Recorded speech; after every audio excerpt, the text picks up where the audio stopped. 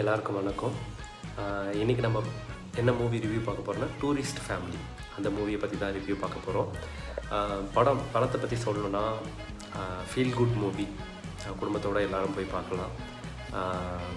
நல்ல காமெடியாக இருக்குது. அது யோகி பாபு வர சீன் வந்து ரொம்ப அதிகமாக இல்லைனாலும் அவர் வர சீன் எல்லாமே காமெடியாக இருக்குது. அப்புறம் அந்த சின்ன பையன் சசிகுமாரோட 2வது பையனாக நடிச்சிருப்பான். அவன் பிச்சு உதறிட்டான். அந்தளவுக்கு காமெடி பர்ஃபார்மன்ஸ் எல்லாமே நல்லாயிருக்கு. சசிகுமார் சாருமே நல்லா நடிச்சிருக்காரு, சிம்ரன் மேடம் நல்லா நடிச்சிருக்காங்க.